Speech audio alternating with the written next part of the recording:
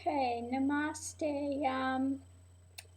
We're moving forward to the next question, and it's on the little short that Bodhi made called Path. There is a comment from Sage Dharma that left me a little surprised and confused.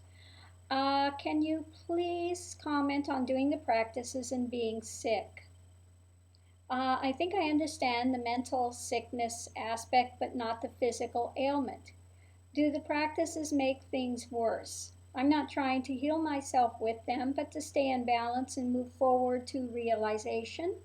Further, if you could please comment on the focus and strength needed when the body is not at optimum and stories are just dying to kidnap the mind. Well, anytime that one is in an illness, the predominant thing will be the poor me aspect is going to rise up, and so many stories about being ill and not having the strength, and the depression comes, and yes, one is not at their optimum at that moment.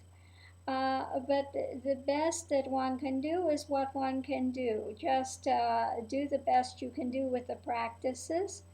Put into motion what's possible to put into motion. If the only thing you can do at that point is just to sit in quietude and to sit with the balanced breath as much as possible. If your breathing is unaffected and you can do the balanced breath, then do that. And just watch, just see how the mind plays out on these things. And, just know that the body is going to do what it can to heal itself, and do what you can to aid in that process. Okay. Yes, the practices are there to help to bring you to balance. And so continue forward with your practices. We're not looking for the practices as a way to heal the body. The body has remarkable healing prospects on its own. And so just get yourself out of the way and allow the body to work and do its healing process. But yeah, no, the practices are not going to make you worse when you're ill.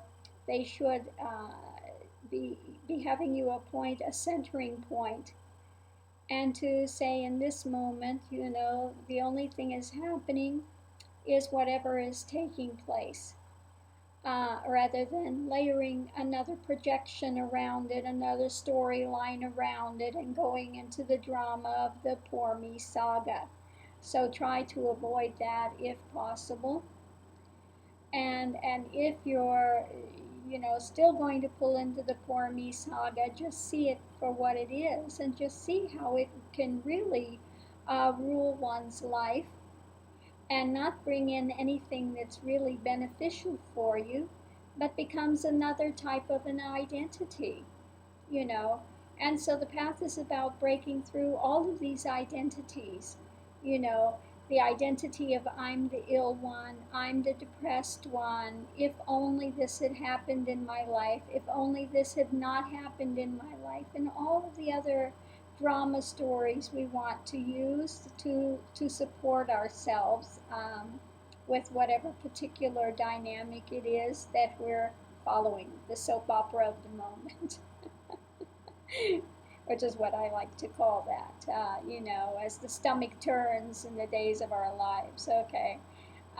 So eventually, as one goes forward in the path, eventually a self-inquiry process will arise where one sees deeper into these layers and can see where they stem from, and then at that point they will deconstruct, and one goes to another layer, until there are no more layers, and one confronts the identity itself rather than issues surrounding an identity.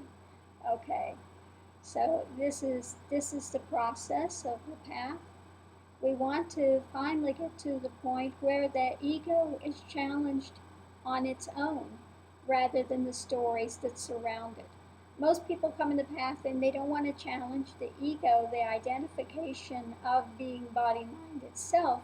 They want to take care of all the issues surrounding it. and think if I just get the issues out of the way, then everything will be great. Well, it might be good, might benefit your life in the transient to some degree, but eventually to get to realization, the difficult part and the difficult thing is not the stories, it's about the, the fact of being a separate identity that comes and goes. Okay, so that's the point that eventually will get challenged, and that's the illusion that will eventually deconstruct. And when that deconstructs, then one reaches to that realization, to that is, which is unchanging, that is, which has always been before identity, runs like a thread through it and will remain after it. Okay. And so once one reaches that is, then this liberation, which has always been present, but we have chosen the coverings and the illusion and the bondage, that will break, and then that liberation will be readily apparent. So continue forward, whether the body is well or whether the body is ill and repairing itself.